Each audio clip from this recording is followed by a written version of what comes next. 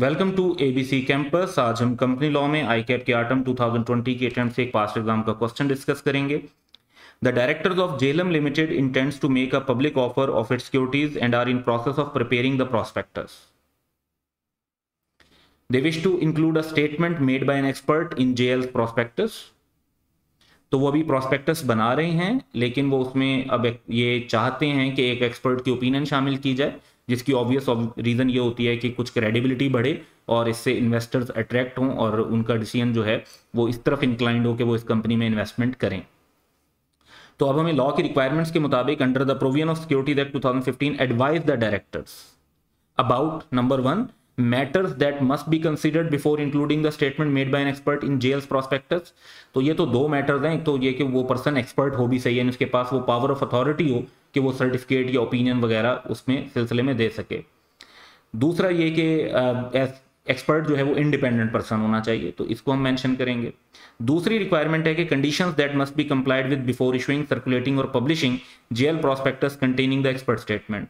तो इसमें दो रिक्वायरमेंट होती हैं। एक तो एक्सपर्ट की रिटन कॉन्सेंट लेनी चाहिए प्रोस्पेक्टस के इशू और जिस फॉर्म एंड कॉन्टेक्स्ट में उनकी स्टेटमेंट शामिल की जाएगी उसके बारे में, और फिर प्रोस्पेक्टस में एक बड़ी क्लियर स्टेटमेंट देनी होती है कि एक्सपर्ट ने अपनी कॉन्सेंट दी है और उस कॉन्सेंट को उन्होंने विदड्रॉ नहीं किया। तो यही आंसर हम यहाँ पर सिंपली रिफ्लेक्ट कर देंगे। सबसे पहली बात हम ये करेंगे कि जेएलएम लिमिटेड को ये इंश्योर करना पड़ेगा कि एक्सपर्ट एक ऐसा पर्सन हो जो वाकई एक्सपर्ट भी है, यानी वो जिस चीज़ के बारे में स्टेटमेंट दे रहे हैं वो उनके प्रोफेशन की बेसिस पर उसकी अथॉरिटी उनके पास हो। दूसरी बात यह कि वो एक ऐसे पर्सन हो जो कंपनी की फॉर्मेशन, प्रमोशन या मैनेजमेंट के साथ ना इन्वॉल्व थे ना अब इन्वॉल्व हैं। तो एक्सपर्ट का इंडिपेंडेंट होना भी जरूरी है।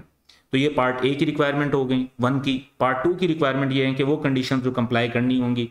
तो दो कंडीशंस हैं कि कोई भी प्रोस्पेक्टस इशू, सर्कुलेट या पब्लिश करने से पहले जो एक्सपर्ट की ओपिनियन के सिलसिले में अप्लाई करनी है। पहली तो ये कि एक्सपर्ट की रिटन कॉन्सेंट होनी चाहिए प्रोस्पेक्टस के इशू के लिए, और जो उनकी स्टेटमेंट है जिस फॉर्म एंड कॉन्टेक्स्ट में उसको शामिल किया जा रहा है उसके सिलसिले में उनकी रिटन कॉन्सेंट ली जाए।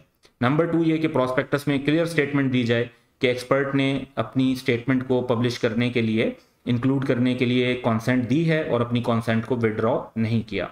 तो ये सिंपल सी रिक्वायरमेंट्स थी जो हमने इस क्वेश्चन के आंसर में रिस्पॉन्ड करनी थी। That's all for today. Have a good day.